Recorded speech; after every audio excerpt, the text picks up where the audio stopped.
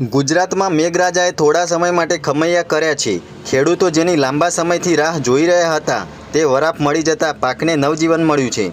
જોકે હવે હવામાન વિભાગ દ્વારા વરસાદની ફરી એક ઇનિંગની આગાહી કરવામાં આવી છે, જેમાં આગામી 7 દિવસ સુધી રાજ્યમાં વરસાદી માહોલ રહેવાની શક્યતા છે। 22 તારીખ સુધી રાજ્યમાં ભારે પવન અને વીજળીના કડાકા ભડાકા સાથે તોફાની વરસાદ પડે તેવી શક્યતા વ્યક્ત કરવામાં આવી છે। રાજ્યમાં હાલ વરસાદે વિરામ લીધો છે। મોટાભાગના જિલ્લાઓમાં ભારે વરસાદ બાદ છેલ્લા એક અઠવાડિયાથી રાહત જોવા મળી રહી છે, ત્યારે મેઘરાજા ફરી એકવાર તોફાની દાવ રમે તેવી શક્યતા હવામાન વિભાગ દ્વારા કરવામાં આવી છે। હવામાન વિભાગ દ્વારા વરસાદ અંગે આગામી 7 દિવસ તોફાની વરસાદની આગાહી કરવામાં આવી છે। હવામાન વિભાગ દ્વારા કરવામાં આવેલી આગાહી અનુસાર રાજ્યમાં આગામી 7 દિવસ સુધી હળવાથી મધ્યમ વરસાદ પડવાની શક્યતા છે। આ ઉપરાંત આજે ઉત્તર ગુજરાતમાં અનેક સ્થળોએ તોફાની વરસાદ પડવાની આગાહી કરવામાં આવી છે। ઉત્તર ગુજરાતમાં ભારે વરસાદને કારણે અગાઉ પરિસ્થિતિ ઘણી વણસી હતી। હવામાન વિભાગના ડાયરેક્ટર એ.કે. દાસના અનુસાર આજે ઉત્તર ગુજરાતમાં બનાસકાંઠા, સાબરકાંઠા, અરવલ્લીમાં ભારે વરસાદની આગાહી કરવામાં આવી છે, જેથી આ જિલ્લાના તમામ લોકોએ સાવચેત રહેવાની જરૂર છે।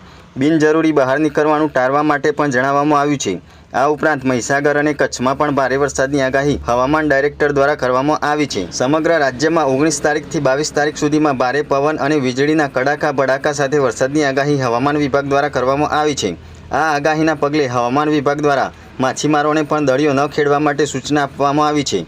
આ ઉપરાંત અમદાવાદ શહેર અને તેની આસપાસના વિસ્તારોમાં આજે હળવાથી મધ્યમ વરસાદની પણ આગાહી કરવામાં આવી છે। આ ઉપરાંત શહેરમાં ભારે વરસાદ ફૂંકાવા અંગેની પણ શક્યતા વ્યક્ત કરવામાં આવી છે।